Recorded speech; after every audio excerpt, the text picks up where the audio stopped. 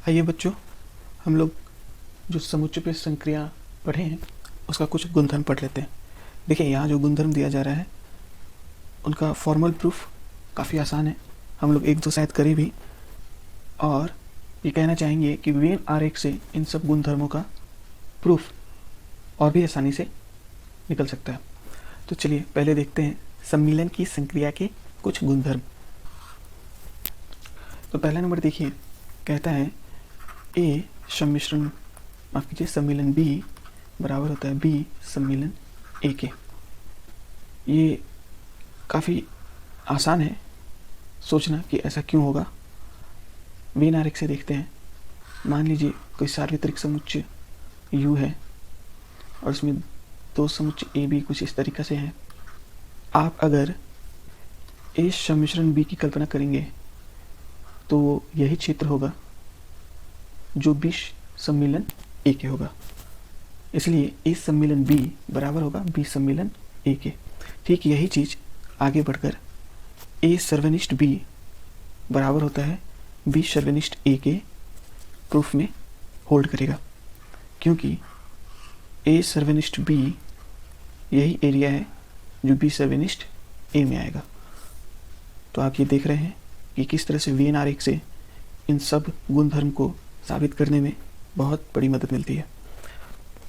When आरेख के अलावा भी और तरीके हैं जिनसे ये गुणधर्म साबित किए जा सकते हैं, लेकिन हम कहेंगे कि आप वेन आरेख पर ही कोशिश कीजिए, तो वहाँ से ये बात बहुत साफ साफ हो जाती है। चलिए अगला देखते हैं। ये है सहचर्य नियम। ए सम्मिलन बी और उस पूरे का सम्मिलन सी बराबर होगा ए सम्मिलन बी सम्मिलन सी के। फिर से वेन आरेख बनाकर इस बात का पुष्टि कर सकते हैं आप। मान लीजिए ये ए है, ये बी है, ये सी है और इन सबको घेरा हुआ कोई सार्वत्रिक समुच्चय यू है, तो बी सम्मिलन सी क्या होगा? ये वाला।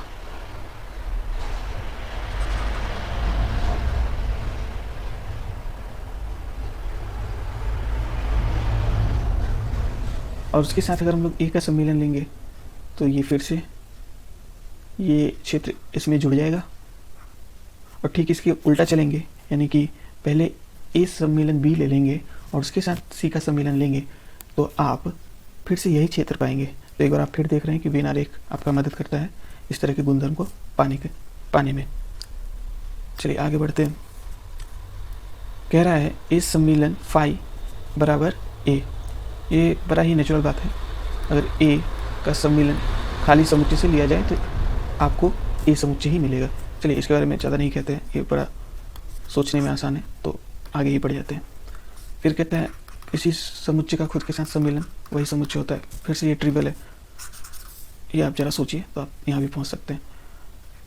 फिर कहता है सार्वत्रिक समुच्चय यू का सम्मिलन अगर ए के साथ लिया जाए तो यू मिलेगा। फिर से वही बात। यहाँ जो खास है उसको मेरे द्वारा चिन्हित कर दिया जाता है। जैसे कि देखिए एक है ये वाला, ये ठीक ऐसा ही है जैसे कि याद कीजिए आप इस चीज़ को कैसे हैंडल करते थे। आप लिखते थे ए गुना बी जोड़ ए गुना सी। ये ठीक इसी तरह का बात है, ठीक है ना। तो देखिए ये चीज़ कहेंगे कि सर्वनिष्ठ की जो संक्रिया है वो सम्मिलन पर वितरित होती है, ठीक है ना। देखिए होता तो ये भी है कि जो सम्मिलन की प्रक्रिया है वो सर्वनिष्ठ पर भी वितरित होती है, यानी कहने का मतलब ये भी होता है। हालांकि ये किताब में नहीं दिया गया है, पता नहीं क्यों नहीं दिया गया है, लेकिन आप इस रिजल्ट को याद रखिए कि ये भी होता है, ठीक है। मेरे विचार में अगर आप ये फॉर्मेट याद रखें तो आप इंटरसेक्शन और यूनियन के बंटन को हमेशा इस फॉर्मेट में याद रख सकते हैं। दो नियम जो सबसे खास हैं वो है आपके डी मॉर्गन के नियम। पहले तो इसको याद रखने का तरीका सुन लीजिए। ये नियम कहता है ए यूनियन बी नहीं बराबर होता है ए नहीं इंटरसेक्शन बी नहीं, ठीक है। उसी तरह से इस नियम का दूसरा भाग है जिसमें कहा जाता है ए इंटरसेक्शन बी नहीं बराबर होता है ए नहीं यूनियन बी नहीं के। ठीक है, तो पहली बात तो उसको याद रखने का तरीका देखिए, ए यूनियन बी के ऊपर नहीं लगा हुआ है, तो आप इस ब्रैकेट को खोलकर दोनों पर नहीं लगा दीजिए, जिस तरह से यहाँ पे लगाया गया है, ध्यान दीजिए, और इस चिन्ह को, बीच वाले चिन्ह को पलट दीजिए। यही चीज़ यहाँ भी फॉलो हुआ है। देखिए किस तरीके से इस ब्रैकेट पर से नहीं का चिन्ह हटाकर इसके अंदर के अवयवों पर चिन्ह लगाया गया है, और ये जो चिन्ह है बीच वाला वो इंटरसेक्शन से यूनियन हो गया है। तो पहले तो आप इस बात को याद रखने का तरीका याद रखिए। ठीक है, चलिए इसको साबित करने में हमारा मदद करेगा वेन आरेख। चलिए एक एक करके साबित करते हैं। तो पहला ये रहा, चलिए इसको साबित किया जाए। मान लीजिए हमारे पास कोई सार्वत्रिक समुच्चय U है और उसके अंदर A और B इस प्रकार है। ज़रा हमको ये बताइए कि यहाँ पर A नहीं का क्षेत्र कौन सा होगा। सर यहाँ पर A नहीं का क्षेत्र, तो A के बाहर जितना भी चीज़ है, जितना भी क्षेत्र है, वो सारा का सारा A नहीं में आएगा। B का भी ये भाग जो A के साथ नहीं है वो भी A नहीं का भाग होगा, और सार्वत्रिक समुच्चय का वो भाग जो A के अंदर नहीं आता वो भी सारा का सारा A नहीं के भाग में होगा। देखिए यहाँ पे हम कोशिश कर रहे हैं A नहीं के भागों को दिखाने का। उसी तरीके से अब बताइए कि B नहीं का भाग कौन सा होगा। तो ठीक उसी तरीके से जिस तरह से A नहीं डिसाइड किया गया है, उसी तरह से B नहीं का भी चयन करते हैं। तो यहाँ पे B नहीं कौन सा क्षेत्र होगा बंधु? तो ये जो नीले रंग से दिखाया जा रहा है वो आपका होगा B नहीं का क्षेत्र। इसमें A के भी वो भाग आ गए हैं जो A से अलग है, माफ़ कीजिए, जो B से अलग है। उसको मेरे द्वारा बहुत ही सावधानी से दिखाने का प्रयास किया जा रहा है। तो यहाँ लिख सकते हैं लाल छायांकित भाग A नहीं है। उसी तरह से यहाँ लिख सकते हैं नीला छायांकित भाग B नहीं है।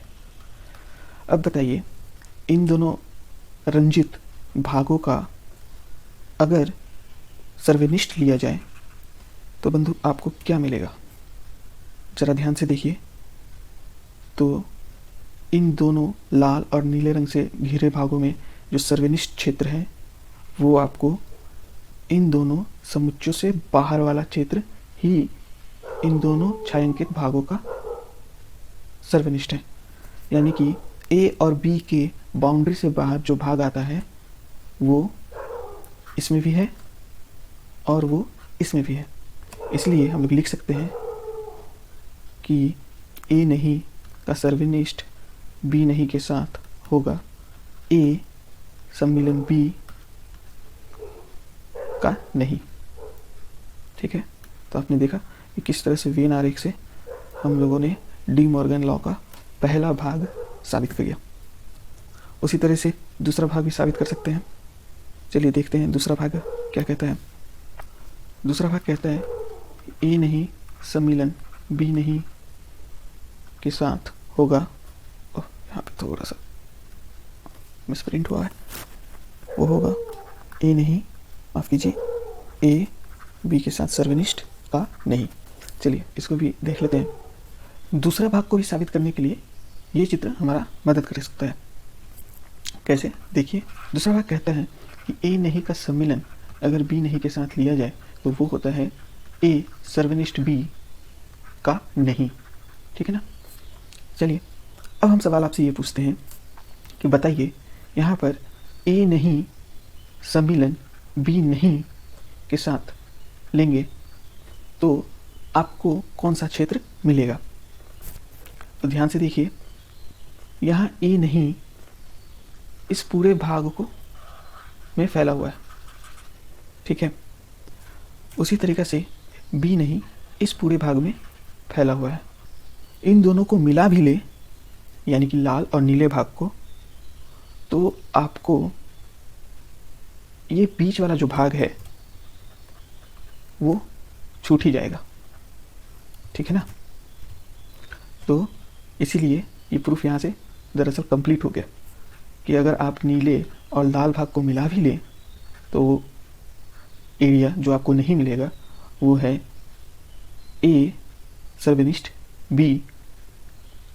इसको इस तरीक़ा से समझिए कि अगर हम कहें कि लाल और नीले भाग का सम्मिश्रण लिया भी जाए तो आपको सब मिलेगा, लेकिन जो आपको नहीं मिलेगा वो होगा ये बीच का भाग। तो क्या इस चीज़ को ऐसा नहीं लिखा जा सकता कि ए नहीं का सम्मिलन बी नहीं के साथ वो सब कुछ आपको देगा, यानी कि पूरा का पूरा आपको सार्वत्रिक समुच्चय देगा, बस इसमें जो नहीं होगा वो होगा ए इंटरसेक्शन बी। और इस पूरे चीज़ को क्या ऐसा नहीं लिखा जा सकता ए इंटरसेक्शन बी का नहीं। तो आप देख रहे हैं कि किस तरीक़ा से ये प्रूफ यहाँ पे ख़त्म होता है। तो आशा है आप वेन आरेख का पावर समझ रहे होंगे। आगे प्रश्न चालू होता है जिसमें हम लोगों ने अभी तक जो भी पढ़ा है संक्रिय और उसका गुणधर्म उसका उपयोग होना है। चलिए, तो कहता है अगर L बराबर ये, M बराबर ये और N बराबर ये है तो ये वाला व्यंजक सिद्ध करना है। चलिए देखते हैं। तो पहले जिस चीज़ का काम है वो जमा कर देते हैं।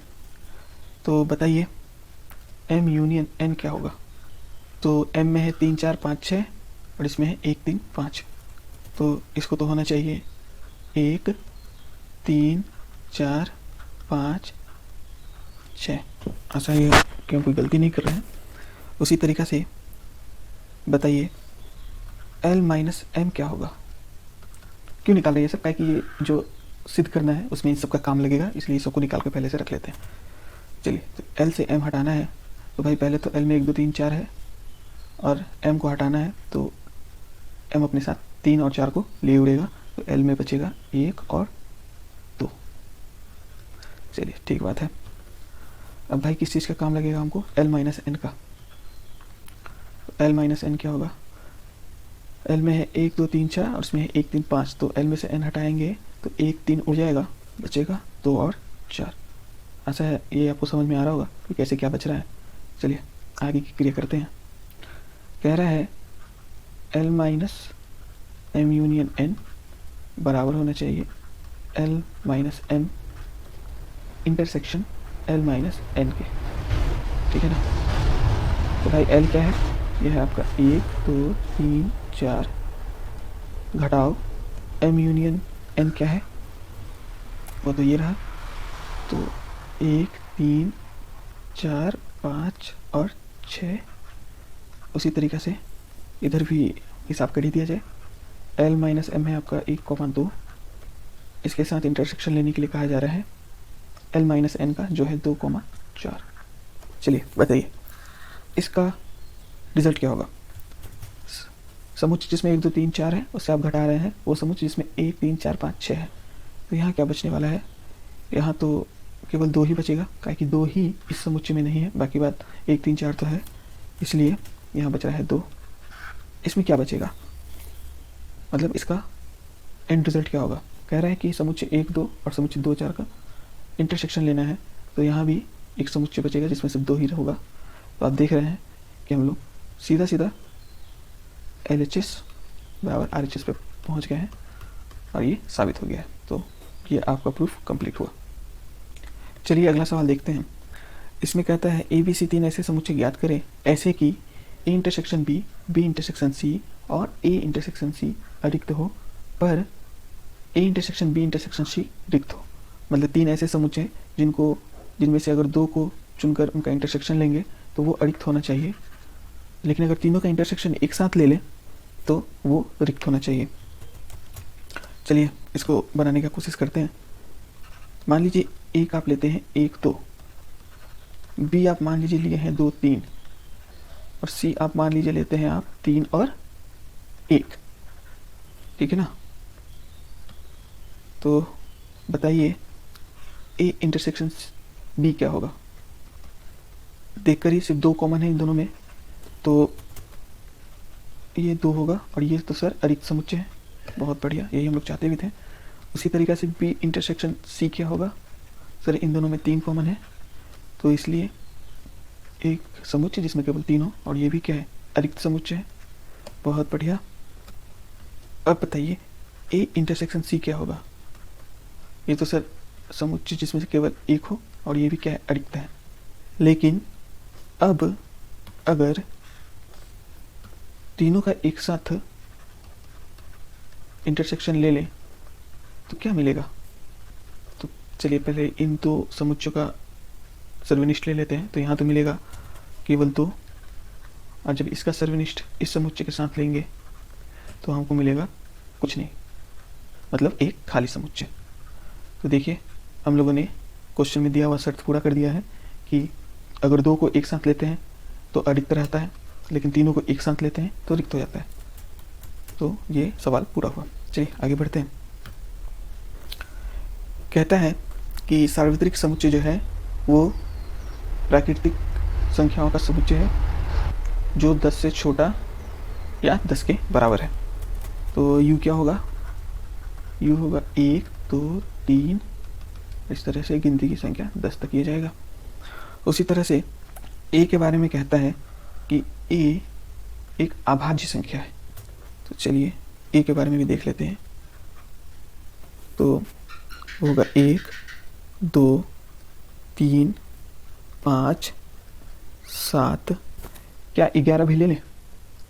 नहीं मत लीजिए, क्योंकि आप सार्वत्रिक समुच्चय u के अंदर काम कर रहे हैं, इसलिए ये ठीक ही रहेगा कि a उसका उपसमुच्चय ही हो, उससे आगे ना बढ़े।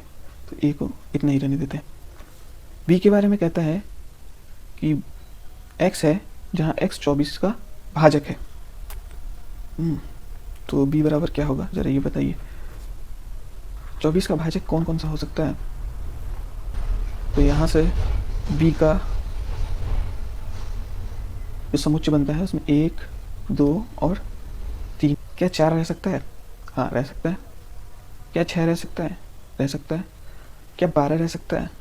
रह सकता है। क्या 8 रह सकता है? वो भी 24 का भाजक है।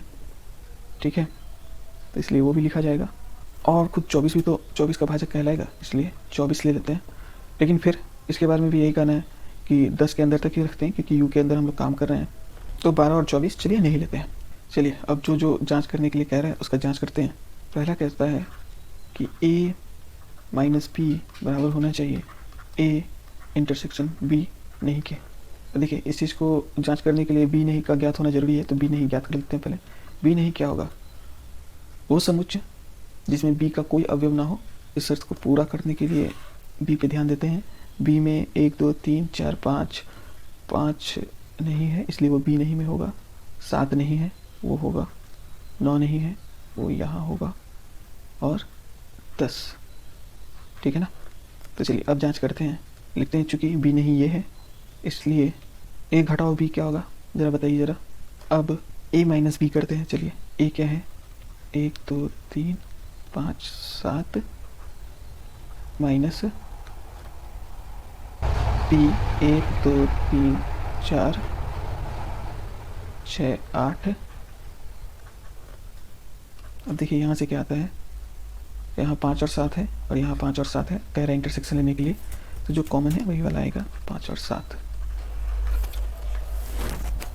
तो ये स्टेटमेंट क्या है? स्टेटमेंट सही है, सत्य है। चलिए दूसरा देख लेते हैं।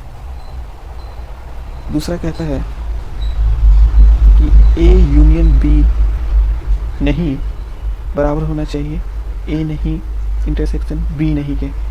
तो ये तो पहली बार डी मॉर्गन लॉ है, ये तो सही होगा ही होगा, लेकिन इस क्वेश्चन के संदर्भ में इसको करना है, इसलिए हम लोग इसको मैनुअली करेंगे। चलिए देखते हैं। A यूनियन B नहीं क्या होगा? पहले तो A यूनियन B देखिए। A यूनियन B क्या है बंधु? इसका और इसका यूनियन, ठीक है ना। तो 1 2 3 इसमें भी है, 1 2 3 इसमें भी है, 4 यहाँ से आएगा, 5 यहाँ से आएगा। तो पहले लिख ही दिया जाए। 1 2 3 4 B देता है, 5 A देता है, 6 B दिया, 7 A देगा, ये 8। ठीक है। तो ए यूनियन बी नहीं क्या होगा, वो तो होगा आपको u माइनस 1 2 3 4 5 6 7 8, और u में क्या है, u में तो 1 से लेकर 10 तक अंक है, तो बचेगा क्या इसको घटाने के बाद u में, इसमें बचने वाला है केवल 9 और 10। तो ऐसा है, आप ये समझे कि ए यूनियन बी नहीं वो समुच्चय लाएगा जिसमें 9 और 10 होंगे केवल। तो यहाँ पे मिलता है 9 और 10। चलिए इसी तरह से रफ में करके ये ज्ञात कर लेते हैं कि ए नहीं इंटरसेक्शन बी नहीं क्या होगा। तो पहली बात, ए नहीं क्या है, यूनिवर्सल सेट में से ए को हटा देने से जो बचेगा वही ए नहीं है। तो क्या बचेगा, ध्यान से देखिए, तो 6 8 9 और 10 बचेगा। उसी तरीक़ा से बी नहीं क्या होगा, बी नहीं में बचने वाला है 5 7 9 और 10। इन दोनों का इंटरसेक्शन लेंगे तो भाई 9 और 10 ही तो मिलेगा, क्योंकि 9 और 10 ही दोनों में कॉमन है। तो ये बराबर हुआ 9 और 10 के, तो ये सत्य हुआ। ठीक है, इसको सत्य तो होना ही था क्योंकि ये डी मॉर्गन लॉ से ही लॉ ही है। चलिए आगे देख लेते हैं। फिर से डी मॉर्गन लॉ का दूसरा भाग दिया जा रहा है प्रश्न के रूप में, और उसका हम लोग को जांच करने के लिए कहा गया है। तो डी मॉर्गन लॉ होने के कारण ये तो पहले से सत्य है, लेकिन चूंकि यहाँ एक प्रश्न के रूप में हमारे सामने दिया गया है तो प्रश्न के रूप में ही इसको किया जाए। तो रफ में ये ज्ञात कर लेते हैं कि ए इंटरसेक्शन बी नहीं क्या होगा।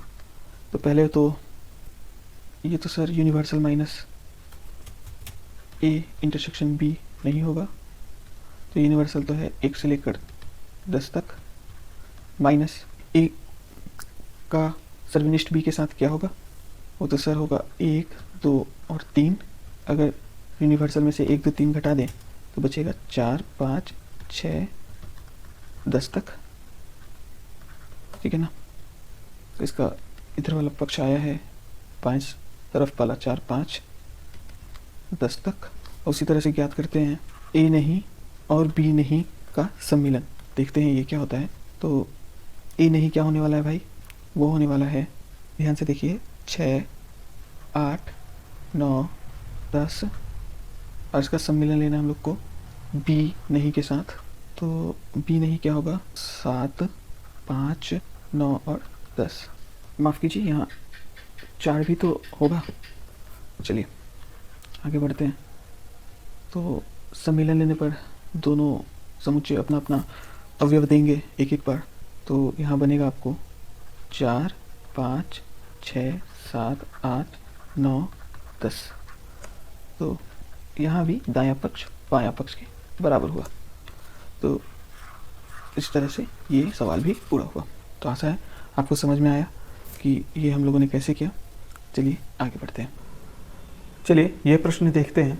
कहता है यदि ए ये समुच्चय है, बी समुच्चय है जिसमें 7 में 11 13 है, सी जिसमें 11 13 15 और डी जिसमें 15 17 है, तो ये ज्ञात करना है हम लोगों को। चलिए कोशिश करते हैं। तो पहला है, कहता है कि A intersection B union C. तो देखिए इस सवाल में आपको बहुत कुछ अलग अलग निकालना होगा, उसके बाद आप आगे बढ़ेंगे। तो चलिए इस सवाल को करने से पहले बी यूनियन सी निकालने का प्रयास करते हैं और देखते हैं ये क्या होगा। तो बी यूनियन सी, तो बताइए इसमें क्या होगा। इसमें होगा 7 9 11 13 और सी से आएगा 15। ठीक, अब अगर इसका हम लोग ए के साथ इंटरसेक्शन ले लें तो क्या बनेगा। तो इसको तो ऐसे लिखा जा सकता है, ए को लिखा जाए पहले 3 5 7 9 11, इंटरसेक्शन जो भी ये वाला निकाले हैं इसके साथ इंटरसेक्शन। तो यहाँ है 7 9 11 13 15। तो बताइए भाई इसके साथ इंटरसेक्शन लेने से क्या क्या मिलेगा? इसके साथ इंटरसेक्शन लेने से 7 9 11 इसमें है, 7 9 11 इसमें है, तो उत्तर भी आपका एक समुच्चय जिसमें 7 9 11 होगा, वही होगा। तो ये रहा आपका उत्तर। आशा है आप ये समझे होंगे। चलिए दूसरा देखते हैं। दूसरा में कहता है A intersection B union C निकालना है। तो चलिए पहले ए इंटरसेक्शन बी देख लेते हैं, ये क्या है। तो ए है यहाँ पे आपका 3 5 7 9 11। इसका इंटरसेक्शन लेना है आपको बी के साथ, जो कि है 7 9 11 और 13। तो बताइए भाई ये क्या होगा? ये होगा, क्या क्या मिलता है? 7 9 11, यही तो मिलता है। तो चलिए 7 9 11 ही है ये, 7 9 11। ठीक है, उसी तरह से बताइए P यूनियन C क्या होगा यहाँ पे? तो B है आपका 7 9 11 13, जिसका आप यूनियन ले रहे हैं C के साथ, जो कि है 11 13 15। तो यूनियन में तो सबका अवयव आना है, तो ये रहा 7 9 11 13 और C से आएगा 15। चलिए ये हो गया। तो अब बताइए कि A intersection B union C लेने के लिए आप पूरी तरीके से तैयार हैं। तो पहले A इंटरसेक्शन B जो आप निकाले हैं वो क्या है? 7 9 11। उसी तरीक़ा से जो B यूनियन C निकाले हैं वो क्या है? वो है आपका 7 9 11 13 15। अब इन दोनों का आपको लेना है यूनियन, तो वो क्या होगा? 7 9 11 इसमें, 13 15 इसमें भी। तो 7 9 11 13 और 15। तो ये रहा आपका उत्तर। चलिए तीसरा नंबर देखते हैं। इसमें कहता है कि A यूनियन B का इंटरसेक्शन लेना है B यूनियन C के साथ। ठीक है ना? तो पहले A यूनियन D निकाल लेते हैं। A यूनियन D निकालेंगे तो बताइए क्या होगा? A क्या है? 3 5 7 9 11 और D क्या है यहाँ पे? 15 17। तो ये क्या बना? ये बना 3 5 7 9 11 15 17। उसी तरीक़ा से अगर हम लोग P यूनियन C निकालें तो ये क्या होगा? तो B क्या है? पहले बात 7 9 11 13, 7 9 11 13 का यूनियन लेना है हमको इसके साथ, C के साथ, जो कि है 11 13 15। तो बताइए क्या बना? ये बनेगा 7 9 11 13 15 15। तो अब बताइए कि ये चीज़ अब क्या होगा? A union B intersection B union C। तो यानी कि इसका और इसका बात कर रहे हैं, जिसका इंटरसेक्शन हम लोग को लेना है। ठीक है ना? तो सीधा उत्तर ही लिख दिया जाए, एक समुच्चय। इन दोनों में क्या इंटरसेक्शन आता है भाई? 7 9 11 ही तो आता है और 15। तो 7 9 11 और ये 15। चलिए आगे बढ़ते हैं, और इसमें हम लोगों को अनंत समुच्चयों के साथ लेन देन करना है। चलिए तो पहले साफ साफ कर लेते हैं कि A क्या होगा, B क्या होगा, उसके बाद ही हम लोग A इंटरसेक्शन C या B इंटरसेक्शन D वगैरह निकाल सकते हैं। तो चलिए पहले यहाँ पे निश्चित कर लेते हैं कि A क्या होगा। कहता है एक प्राकृतिक संख्या है, ये तो 1 2 3 और कुछ नहीं दिया गया है, तो डॉट डॉट करके ये आगे बढ़ता ही चला जाएगा। उसी तरह से B के बारे में कहा जा रहा है कि ये जो है एक समप्राकृतिक संख्या है, तो ये तो 2 4 6 इसी तरह का संख्या होगा। C क्या होगा भाई? इसके बारे में कह रहा है एक विषम प्राकृतिक संख्या है, तो होगा 1 3 5 7 वगैरह वगैरह। और बताइए D क्या होगा? बोलते हैं अभाज्य संख्या है, तो अभाज्य संख्या तो होगा 1 2 3 5, 7, 11, 13 इत्यादि। चलिए तो पहला निकालते हैं ए सर्वनिष्ठ बी। ए सर्वनिष्ठ बी में क्या क्या हो सकता है? केवल वही संख्या जो बी में हो। क्यों? क्योंकि ए तो गिनती की संख्या है, उसमें 1, 2, 3, 4, 5, 6, 7, 8 सब है। बी में केवल सम संख्या है, तो ए और बी में जिसका इंटरसेक्शन लिया गया हो उस समुच्चय में केवल बी के ही सदस्य होंगे। अच्छा, ये आपको समझ में आया होगा। दूसरा में कहा जा रहा है ए इंटरसेक्शन सी लीजिए।